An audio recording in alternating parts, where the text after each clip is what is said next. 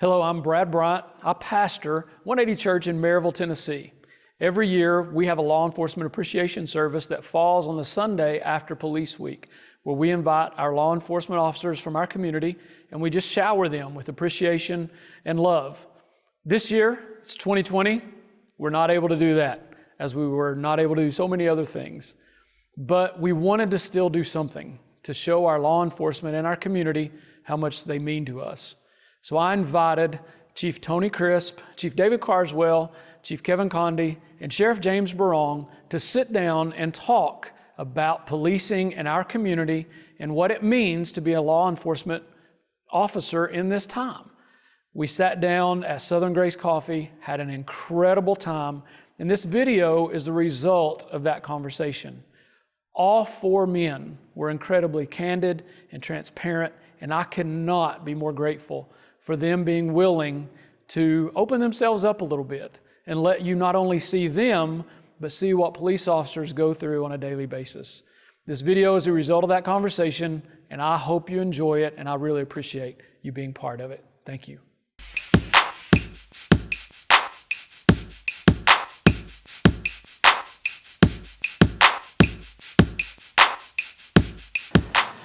So the first question that I want to ask you guys is how long you've been in law enforcement and why did you get involved? How long and why? And I'll let you guys dive in, or I can go. I saw him counting on his fingers, so let's see. You want to let him go first? You think he's been there the longest? I don't have that many fingers. I was going to say age before beauty. I was going to start. Okay. I'm Tony Crisp, and I'm the Chief of Police of the Maryville, Tennessee Police Department. And certainly want to begin by saying thank you to Rio for this opportunity, and thank you for the for everything that Rio Networks has always done, and especially your church and what you've done for all the law enforcement agencies, Brad, here in the county. So having said that, I've been a policeman, if the Lord lets me see November 23rd this year, it'll be 47 years. I'll be 49 in July. Yours is Anyway, go ahead. I don't know what that matters. I just want to throw that out there. But why? And I couldn't. There was never and when I interview people for a potential police officer position, I always ask them when in their life that they decided, hey, I want to be a law enforcement officer. What's that defining moment? And I hear all kinds of different defining moments, but I can't tell you in my own life what that defining moment was. I just always know that I want to be a police officer, and my mother always said she knew that's what I was going to be. I always wanted to wear a badge. When I was playing in the neighborhood, I was playing cops and robbers. I was always the cop. Always cop. So there you That's go. good. Anybody else want to dive in? I started in 1977, so about 43 years since I started. I was a reserve officer between 80 and 89 from Maryville, so 9 of those years were before I became sheriff. Was reserve status, but I guess I got to know everybody in the city of Maryville, the police department. They learned me very well by taking me home to my father and my mother and watching them kick me down the driveway. Right. So I thought that was, they seemed to enjoy it. I didn't, but I got to know them. I said, well, why don't I just ride around with them some? And we had a chief of police at the city of Maryville that was 30-plus year chief of police. John R. Bluford played golf at Lambert Acres Golf Course, which I grew up on. He had a big influence on my life, and just watching him and his demeanor and how he handled people, and I don't know, bug got me about probably when I was, again, 16, after they brought me home a few times. Mm-hmm. And so I think it was a great decision.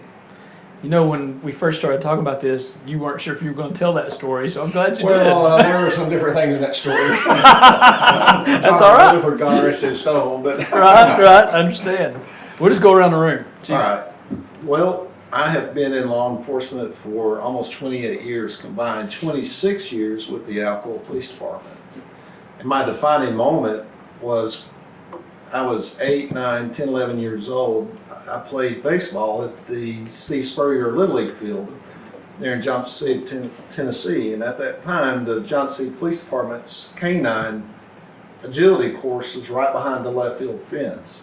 So that image of those officers doing things with their canines never left me. And from that time period on, I thought, man, that's what I'm going to do. That's what I want to grow up to do. Meanwhile, baseballs are landing all around me, you know. I don't know what the police officers are doing. But that was my defining moment. I like it. How many years? 28. 28. Chief? Well, I guess 27 years, Okay. roughly. Took a few years break to do some contract work on a different aspect, but all kind of security or law enforcement related stuff. Started back in 1993 when Sheriff Berrong gave me my start there, and I think growing up, I always had I was always the cop too, playing cops and robbers too, and I think it came from my dad. I always had a sense of duty and responsibility to make things better, solve problems, and I used to work with a guy, and I'm not going to say his name because he's still around, but he would always say it's G versus E, and it's good versus evil, and you know. He would say it in jest a lot, but it's so true. And I always, I guess I wanted to be on that side of it. I don't want to be on the E side.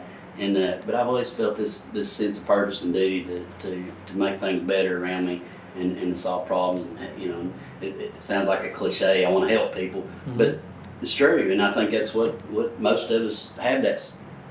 That in our personalities, or we wouldn't be in this business. We've got a compassion and care about our communities, or else we'd never do this job. That's good. The second question was, in your opinion, from a law enforcement standpoint, what can churches do more of to positively influence their communities, whether it's in partnership with law enforcement or just something that you wish churches would do or you've seen them do that you wish they'd do more of? I don't know about more of, but getting out in the community, knowing your community, and obviously I deal a lot with you, being a chaplain at the sheriff's office and other agencies, and thank you for that and the job you do. Pacer, I've dealt with him on the video with the inmates, and let them see the services every Sunday, which is a great positive thing. But do what you all do, and I'm just know what the other churches are, but you know, keep it at home somewhat, get out in the neighborhoods, the community, and the youth activities that draw the kids in, give them something to look forward to and get them in the door. But I want to applaud you and all the churches for what you do in our community. We're very blessed in Blount County on that aspect of having the thought process you all do and the passion you all have. So thank you. Yes. Anybody else? Thoughts? Well, just an observation of sorts. I believe that churches, law enforcement has been about community policing for the last 25, 30 years. And I think churches are the template for community policing. The way, everything that the sheriff just said, the way the churches engage with the community from youth to adults by getting out and doing the things that the churches do, that's the template for law enforcement. I think churches are the perfect role model for law enforcement for community engagement. That's good. Anybody else want to add? Well, and I would just say that you know, like a lot of things are contagious, and if there's goodwill towards your law enforcement community from your churches, churches have always been well respected in our community anyway, and members of those churches are respected, and it's that goodwill that you put forth to the law enforcement industry, I think goes a long way, and just that good message, because when you hear somebody, it's easy. We always refer to them as jailhouse lawyers. You know, they give legal advice about things, and you know, normally it's people who've been in the jail that think they know the system, but you know, we have something that we all have an oath of office that said we'd support and defend the Constitution of the United States of America, and there's constitutional rights that everyone enjoys, and so sometime when you don't understand why law enforcement's not done certain things, or I've told, one thing I hear a lot is that, you know, we've called about this house and they're doing drugs and you've not done anything about it. Well, that little document is called the Constitution, and talks about the Fourth Amendment. You know, you're secure in your homes. And you know, there's certain obligations we have to do to fulfill that. And so I think if people would just, you know, say, hey, look, there's probably more to this story than you know. When I hear somebody in the community that says, you know, I've reported this and nothing's been done, is to say, hey, you know, why don't you go talk to them? Why don't you go sit down and talk with the leaders of those organizations that you know has that jurisdiction and just see. So I think just being what Rio has done for a number of years is lack of a better words, be a cheerleader. You know, for when we're right, we're right. If we're wrong, but obviously, you know, they should call us on that. But I think just saying, hey, look, you know, there's probably more to it than you know. Got anything to add, Kevin? Well, I think the relationship with the church community and law enforcement is based on our common goals. I think we're all fighting against the same type of things, and we're all trying to pull people in the same direction. Basically, we're out there trying to get people straightened up and act right and do the right things and go by the rules. And the church, much the same. You're trying to pull them toward the right side of things. So we've got such common goals. And I think God was a big fan of law and order, or God is a big fan of law and order and an orderly society. So I think that's a unique relationship with the church and law enforcement. So I think as well that especially the Rio network, from what I've seen for several years, you guys reach out to folks that are in need of services. They're not necessarily living the best of lives, and instead of casting them aside and turning your nose up at them, you welcome them in, and so those are the people a lot of times we're encountering a lot. So as I said, we've got common goals. I think we're all on the same side of the tug of war, pulling the same direction. So I certainly appreciate and value highly our churches in our community and what they do. Maybe the most important question, as I was writing the questions, this question struck me as something that I wish people knew more of. And so the question is, and I've already sent it to you, but I want to ask it just for you to refresh your minds. What do you wish, and you touched on it a little bit, Chief, already, what do you wish the general public knew about policing and law enforcement that they may not understand? Again, this, to me, this is one of the most important answers for the communities.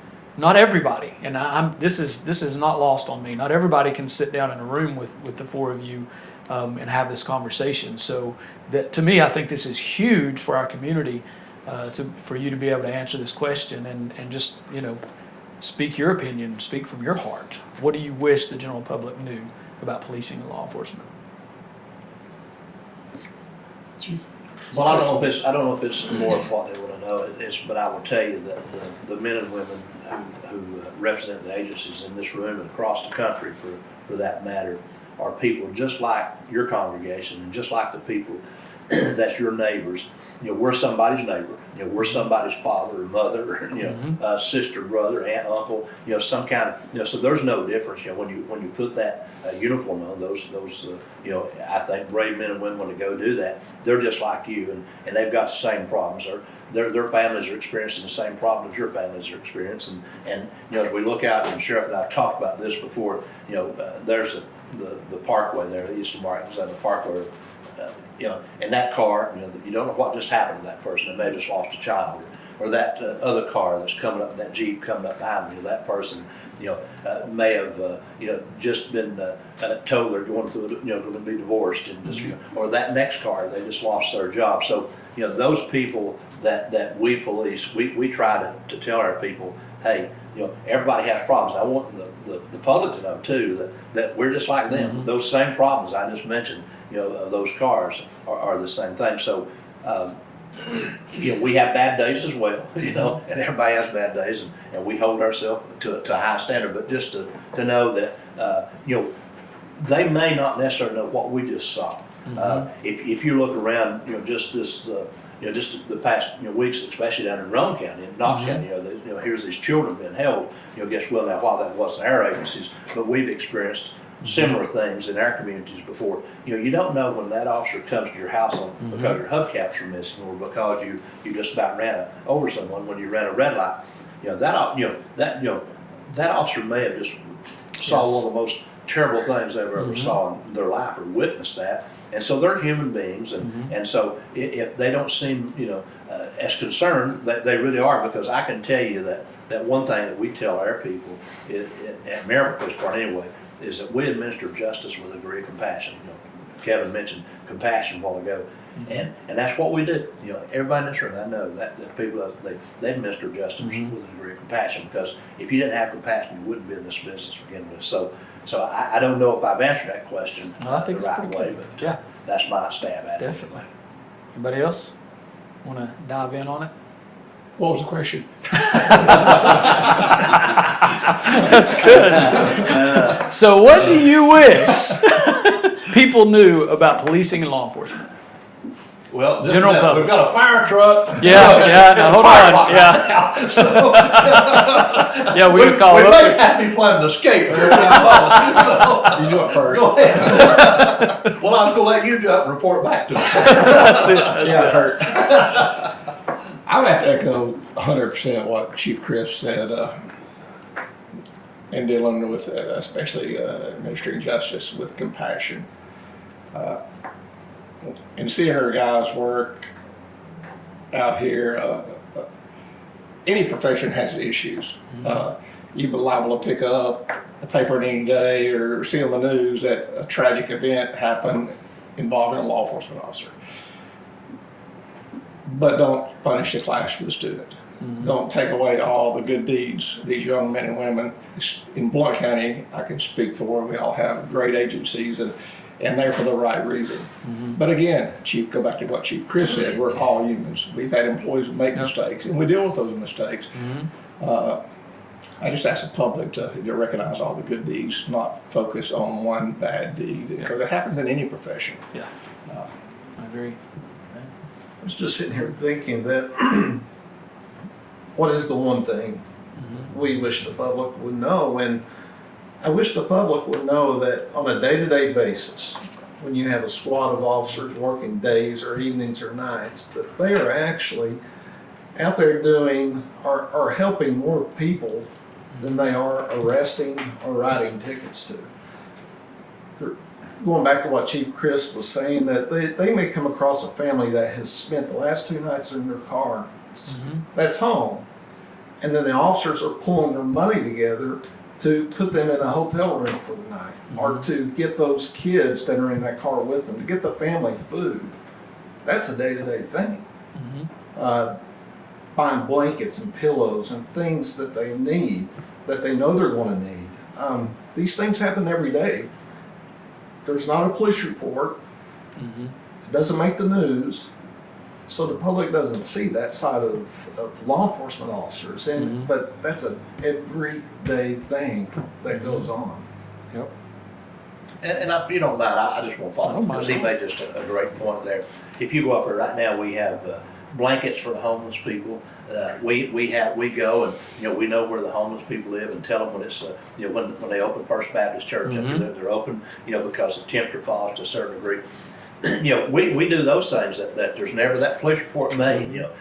That we are out there helping our community all the time in a way that doesn't get a lot of fanfare, nor do we want a lot of fanfare. I'm not suggesting that I say those things just for that, but I know somebody told me not too long ago, I was giving a tour of the police station, and they saw those blankets. That's what all these blankets for. And I told them, and they said, well, you ought to share. People ought to know that, and perhaps maybe that they should, but we'll tell you this though. It's churches who made those blankets for us.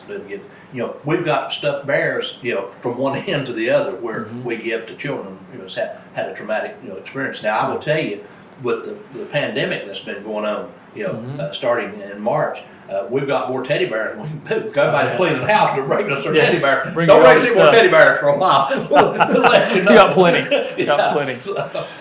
Chief Condee? Stole all my thunder. That's That's all right. that's seeing the human side of police officers that we see every day that the public just doesn't get to see. I think would be a great benefit. they do, as Chief Carswell said, that see guys all the time doing stuff for the public that are what you would think would be outside the bounds of normal law enforcement. But it's all under the umbrella of public service. We're supposed to be public servants to our community. These two guys here, they've been, of course, they're the heads of their department for decades now, and community leaders for decades. And I was fortunate enough to learn a lot from them and be given my chance in this business. But what I learned, I think one of the first things I learned is you don't drive past somebody that's needing help. You better be out there helping them. We're not out here just to write citations. We're not out here to throw people in jail. Matter of fact, putting somebody in jail and taking away their freedom is our last resort. That's the last thing we want to do. We want to try to solve problems in a way that we're not taking somebody's freedom away. But we also have to be able to discern when that line's been crossed, and we have to take that action. So, and we have to have people second guess us after the fact. Right. That have the benefit of being able to sit and read and study over things and like a Monday morning quarterback. So officers they know they're going to be scrutinized every single thing they do. So it's a lot of pressure. But going back to the community involvement thing, I think one of the reasons you don't hear about a lot of that stuff is most officers are fairly private when they're off duty. Most of them I know, and they don't want the recognition. They just saying they're doing it because they want to do it. They're not looking for accolades or anything like that. It's just a sense of duty and purpose. They want to make things better around them and in their community. So they don't want the notoriety. Most of the guys that I've been around over the years. So, and we don't need a pat on the back for that at all. We do it because we want to do it. We sign up for it. But I just want the community to know that we're not out there, just waiting for gotcha moments, just to pounce on people and throw them in jail. That's not what we're here for. It's not what we're about. We want to, keep peace and order and make it an enjoyable place and a safe place for people to live and raise their families. So, and I guess the other thing I guess would be and you touched on this, Chief Chris, earlier about the Constitution. I wish the public had a little more, the public at large had a little more idea of the difficulty that officers face in finding the balance between enforcing the law and protecting people's civil rights and constitutional rights. You almost need to be an attorney. It takes, and a lot of times you're making those decisions in a split second. And it's very difficult. It's very challenging, and I wish that that the average person knew would be able to see the difficulties we face in finding that balance between enforcement and protection of rights.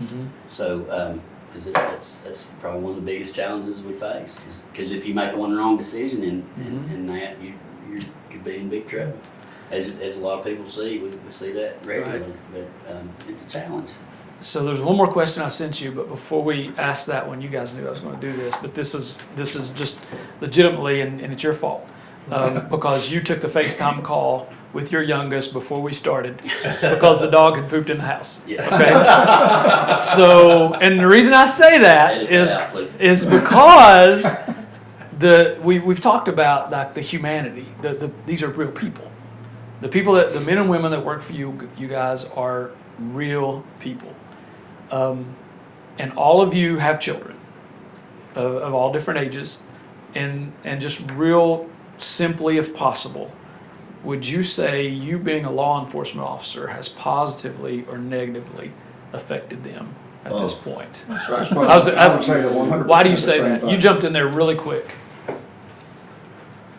In a jokingly way, my kids want smartphones. They're not going to own a smartphone, but I told them that if they want a smartphone or if they want a phone, I would go to school, I'll sign them out, I'll take them to town, I'll buy them a flip phone, but they're not going to have a smartphone. Right. And they counter back that they're the only kids that don't have Right. On the planet. Smartphones on the planet.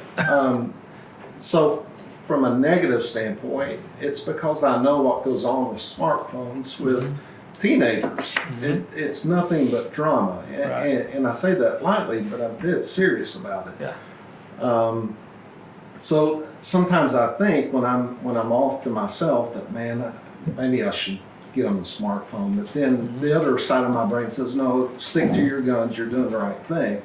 But it's because of the job that carries over to the family life that I'm not going to get my kids smartphones until they're young adults, and then they can buy their own. There you go. About 32 or 33. Yes. Yeah. So, we're, as a parent, we're way more protective of our children because we see the dark side of life, the things that can happen. And that's not the way I was raised. My parents would, from the time after breakfast in the summertime, I wouldn't come home till supper time because I'm out in the neighborhood playing. Well, now as a parent, I want to know where my kid's at every single minute of the day, who they're with, what they're doing. So that carries over. Makes sense. We're pretty protective of our children. Anybody else want to add anything? Like I said, I threw that one in. Anybody? You don't know. I'll just echo what Chief Carswell said. The good thing was, as a parent, I knew where they were at and what they were doing at all times, just by the nature of the job. And you got 300 employees out there, and the word travels fast. The bad thing about it, and I guess it's a good thing too, that neither one of them had a desire to be in law enforcement. They saw the toll it takes, especially at an administrative level. Obviously, it's tolling everybody, but the meetings after hours, the demands there, the phone ringing basically all the time, a lot of days, even Saturdays and Sundays, and the bad thing, it took some away from my time, away from them, because again, we took an oath to serve this community, and I think we all do it very well. I know we attempt to do it very well. The people are the judge of how good we do it, but I echo Chief Carswell and the bad things you see, and you go home. And I remember one incident real quick. Both kids were very young. It was Blair Loop Road. Tragedy happened. 2 children burnt. I went up there personally. Came back home and I just rubbed them. It's 3 o'clock in the morning. I'm rubbing my hands to their hair, just and thinking how blessed they were. And that makes an effect emotionally on obviously everyone involved. Sure. And you just don't forget that. And I would just add one thing. And first of all, I just want to say, I want to give a big, my hats off to the veterans because, and the people that are currently in the military and the people who serve, because I know a couple of times in my life, that when we got a call, and I've had when my children were little, which was been a long time ago, but I would, go and put my bulletproof vest on it. Don't go, Daddy. Let's send somebody else. Don't go. And so my hats off, because that's just been for a day. And so I couldn't imagine you going out and you're leaving your family for months and months of time and going to some third world country and having and deal with some kind of conflict. But that plays a burden on your kids because they watch the news when they get to that age. That they see the news and you walk out, especially when you walk out every day. But I think it's on those days when they know that you're going out for a particular assignment that gives them certainly alarms them. So I think that again, the kids are very resilient, and I think they overcome any obstacles, but that they face along the way. But that's just my little 2 cents worth as well. FaceTime. Anything to add to that? Yeah, well, my kids That have is awesome. smartphones. That was fantastic. And they can operate theirs. Exactly. Yeah. So, that and yours are the only 2 that don't. I did some checking on that. So, I get a lot of eye rolls from mine because being out in the community for so many years, and knowing have met a lot of people, and so just about everywhere you go, you're bumping into somebody that you know and talking to. And look down at my 2 daughters and how you know him, Dad? How you know him, Dad? Yep. And of course, when they go to school, you know the SRO that works there, and I jokingly tell them I've got eyes everywhere. You can't do anything. I've got eyes everywhere. I know a lot of people, and my experience so far with kids has been mostly positive, and probably a lot of that is due to the community we live in. Yeah. I'm sure there's parts of the country where kids probably hide the fact that their mothers or fathers are police officers, but we don't deal with that so much here, thankfully. So my experience has been mostly positive. It's tough to deal with. I guess over the years, some of the child abuse investigations I've been a part of, and some of the, like the sheriff was saying, some of the horrific stuff that we've had to witness involving children. It makes you appreciate your kids and reminds you to those days when you're really frustrated with them or angry with them. If you'll slow down and think, of the children that you've dealt with and encountered in the job, just be happy you got them, and be blessed and feel blessed that you have them and they're healthy. So I guess it just gives you a different perspective on parenting and makes you maybe a little more appreciative. And it's hard on them when they read something in the paper that's probably not accurate, but the paper has one version in the form of a lawsuit, but they, it's hurtful when it's not accurate. Right. For sure. I tell people, you tell people about, your 300 employees that kind of watch out. A lot of people. My response is, I'm a pastor. God tells me what you're doing. That's how I figure all this out. So, we do this either way we can. Our kids are convinced that we can see what they're doing at school through the school cameras. Yes. And I'm not telling them. No, don't. No, let them keep thinking it. And hopefully they don't watch this. So we have one more question that I want to ask you, and this is 2 days before the anniversary of Kenny's death, and instead of talking about that day, because nobody wants to talk about that day, but I do know that people want to talk about Kenny. And so there were kind of two phases or two parts to this question. I was privileged and honored to be able to take part in his funeral.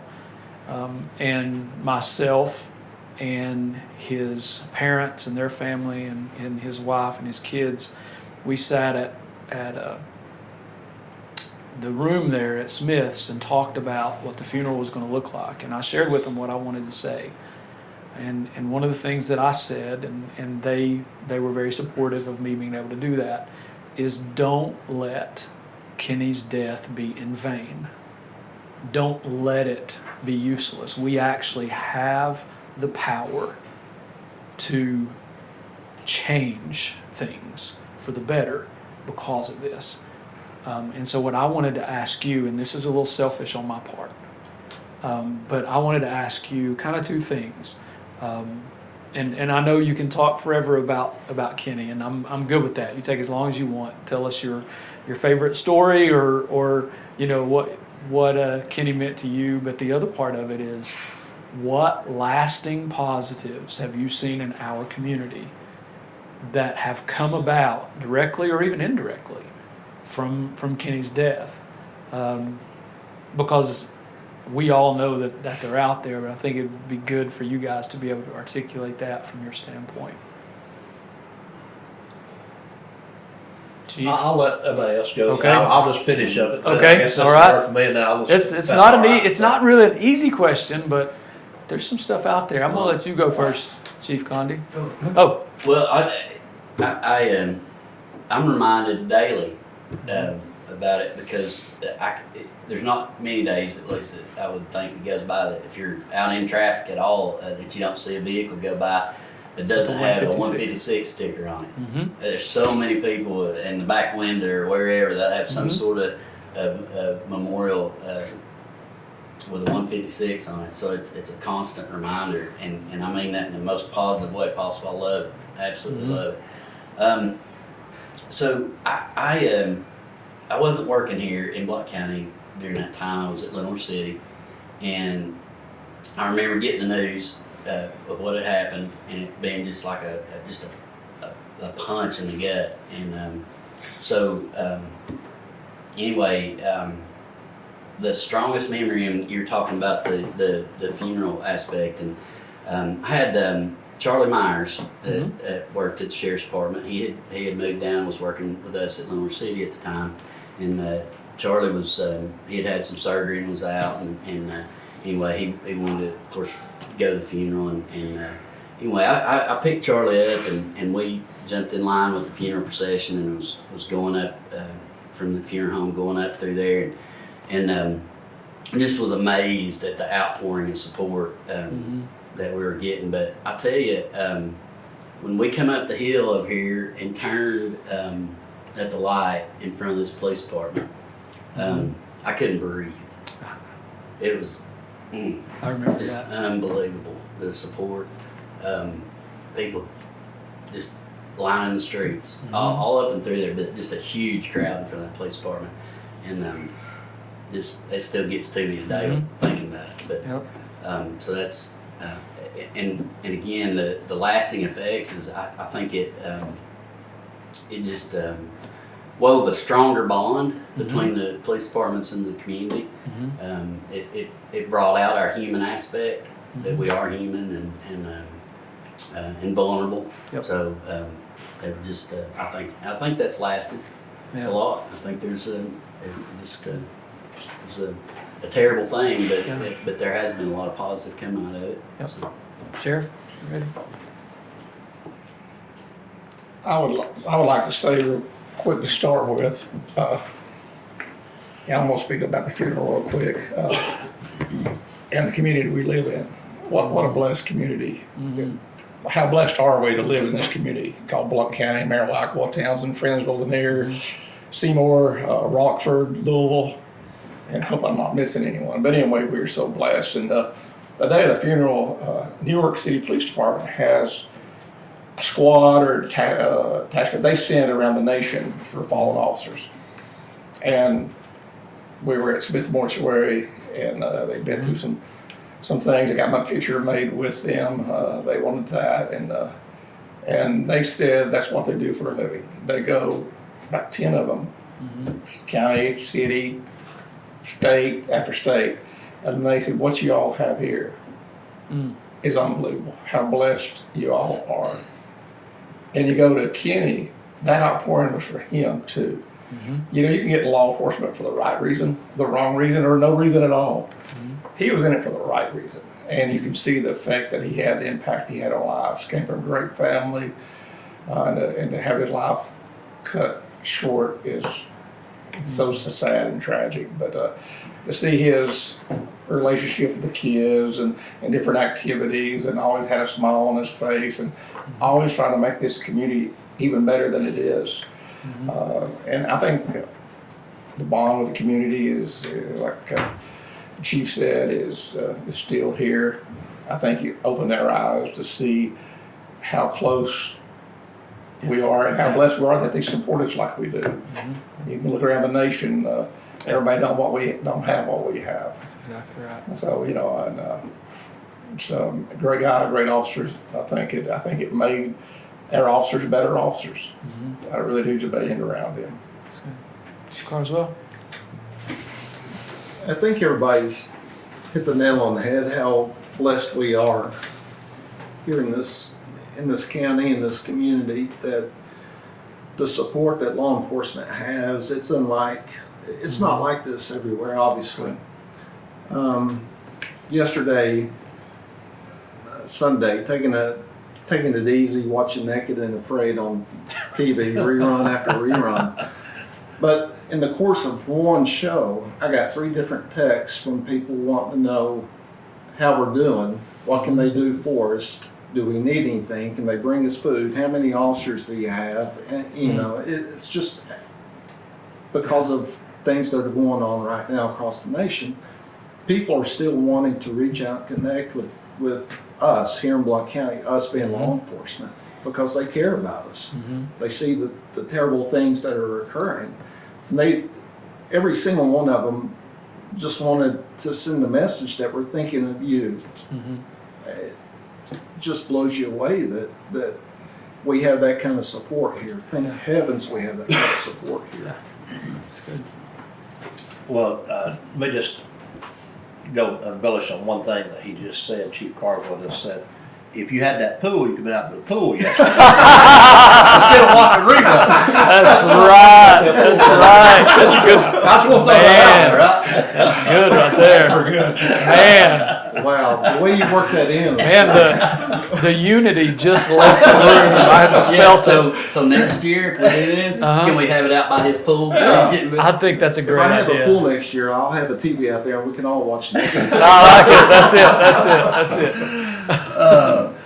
Well, I guess that, you know, probably what I would say, we do live in a unique community, and you say, what did, you said you tell a story. I want to tell one, you know, Kenny was assigned to the 5th Judicial Road Task Force, which we're all a part of. And I remember Ronnie Talbot, Chief Talbot, he's one of the deputy chiefs with the sheriff, and he is the director of our drug task force. And I remember when I made the selection of Kenny to be assigned to that task force, he said, I don't really know Kenny all that well. And he said, can you tell me a little bit about him? And I've used this before because I think Ronnie would remember this. And I said, well, I tell you about Kenny. You know, if you were to say, Kenny, I want you to go up to New Providence Church and get in that bell tower, and I want you to come down like I told you to. I said, 2 weeks later, he may not like it, but Kenny Moe will still be up on that bell tower 2 weeks later. And, you know, he may not enjoy it. But I said that's the kind of guy. So, and that's what I said about him, you know, when he first went to be assigned there, is that's, you know, that's what he would do. He was a person that, you know, he followed, you know, the detail, what you told him to do. And then, you know, it's been a funny occasion one time, as I said earlier in this, as we were discussing, we administer justice with a degree of compassion. And I had kind of got on Kenny a little bit about driving his car a little fast one day. And I said, you know, everything's videoed anymore. And so I said, you know, you were driving a little fast stopping that car. I said, you didn't even give her a ticket. And one of the things I always say, you know, if this person, you know, lots of times may not be able to afford to pay a ticket. Right. It'd be, you know, just, you know, other people that have some different circumstances. And I said, you're going a little fast. You didn't even give her a ticket. He said, well, she didn't look like she could afford to pay it. Turned it on. He turned that right back. Right. Well, you're exactly right. But some of the, so anyway, just to talk about brag about our community just a little bit, it was, you know, I mean, everybody is sort of like, I can put it that day like 9/11. I mean, you know, I think everybody in this room and your congregation that's watching this today would be able to tell you what they were doing when 9/11, when that awful event occurred in this country. And I think everybody in this room could tell you what they were doing, you know, at that moment they got the news about Kenny. And then so as that unfolded, it was something we, you know, never, you know, never dealt with in my career as far as being the person in charge and, you know, of the person, you know, being under, you know, your command, if you will. You know, it was just tough, but we really didn't know what to do. But you know, things happen, and I really, and I've always said this. I think God, you know, helped us. Things happen that you just kind of folded in. I know I've been a little redundant. I probably shared this before, but as I know, we were sitting in my conference room, several of us, and you know, and just out of the blue, you know, Captain Mark Taylor walks in the room. He says, "There's a guy that wants to make a, you know, a contribution. He just heard about Kenny, just wants to make a contribution, and he just feels horrible about it." And he said he wants to make, but he don't want anybody to know, and he wants to give $10,000 is what he wants to give. And I said, and it just hit me just like a light. And I said, tell him if he gives us that, I'm gonna tell everybody I know. You know, because it was just like a light bulb come. Yeah. And so that next morning I come in, and Gaynell Lawson was then the president of Citizens Bank. And I knew Gaynell. And I come in, and my assistant, Stephanie Parks, I told her, I said, get Gaynell Lawson on the phone. This is about 8 o'clock that next morning. And just like that, you know, she had Gaynell on the phone. And I told Gaynell what we were doing. And, you know, that this guy went out. I said, you know, Kenny has 3 children, and you know, could we set up a trust fund for him, you know, for his children. And then, you know, she said, yes, we can do that. And so we started directing people there. And then just people from all across the community. across the country was putting money in. And it was got into the hundreds of thousands of dollars that went into that, and everything from a defense lawyer, well-known defense lawyer here in town, calls and look, you need some legal advice, and that's not my area of expertise, but I know a guy in Knoxville, this attorney, who deals with trust funds. You need some legal representation on this, pro bono, So, or the day, so all that, that just kind of come together. That just like that. I mean, we never. You ever set up a trust fund before? I mean, we didn't know what we were doing, and it just all happened. That's really not set up. God had to set that, in motion, and then to put people, and then we told about that to the guys that's making the t-shirts. Just so t-shirts have to. It's just been, and to that night when we come rolling back in the police station, you saw people, line the entrance there at PD with the American flag. People you don't even know. So then to the day of the funeral procession that you saw these streets lined up, and they let schools out so kids could come out and do that, and pay their respects to Kenny, to his foundation. His family has created, the Officer Kenny Moats Foundation.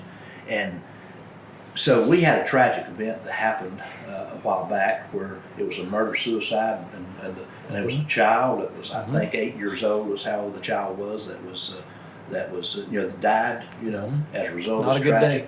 Right. And so I'm out of town, and one of my officers called me one day, and he says, and I guess it's okay to share this, but anyway, he said they was, I won't say which part of the family, he said there was a person showed up at the police station and said they want to say thank you. Said they went to pay the funeral expenses for this 8-year-old, and they said the funeral director says paid in full by the Officer Kenny Moats Foundation. And I told somebody, I said, Kenny's gone, but he's still giving, and so that I think is certainly a tremendous legacy that anyone could leave behind. That since that day, that it's still happening, and I noticed, thought about it every day, and I kind of go with what Chief Carswell said a while ago. I got a text just this morning. I've had several. There's been a lot of things going on in our country, from the pandemic to other things, and this thing this morning said, what could I bring your officers today? Just to tell them we appreciate them, to show how much we appreciate them. To when the pandemic hit, people have brought in food and those things just to show their appreciation. So I think a lot of what Kenny's sacrifice was, and the sacrifice, especially for his family. God bless him. So I think the least we can do is always honor him as we all do, and we weren't able to have the police memorial this year because of the pandemic going on, but we still plan on doing that when things settle down, and that's our way of always honoring Kenny, and I guess I could sit here and tell other stories, but it was it just closed with saying this, that Kenny was a fine and an honorable person and a wonderful police officer, and we certainly owe him, and this community owes him a great debt of gratitude, and to his family. And on every car we have 156, and we have Kenny's name on it. And there's been others that's gone before that's from Maryville. We honor them too. We want to do that, but we just that's all. Well, thank you all so much for taking this time out of your day.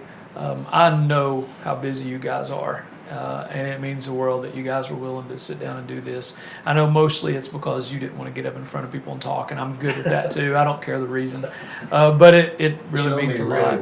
Well, I know that you always try to find somebody else to do it, so that's beside the point. But thanks again, and if you guys don't mind, I just want to pray to kind of close out the video, and also to allow our church family to take an opportunity to pray for you guys also. Father, we thank you for these men in this room and the agencies they represent, the families they represent, and the community that they represent. God, I pray that you would continue to give them incredible wisdom and incredible courage, and also, God, as they've said, incredible compassion to carry out what I believe you've called them to do. You don't spend this long in a career, I believe, without the hand of God leading you, protecting you, and helping you through these days. Lord, I pray that you would bless each of their families. I pray that you would continue to protect. I pray for all of the Kenny Moats family as we're also honoring them today. God, I just ask that you would help us to be great representatives of you. And I know that if we can do that, and if we will do that, we'll also be great representatives of the community that we live in. We thank you in Jesus' name. Amen. Amen. Thank you, guys. Thank you very much. I We appreciate appreciate it. it.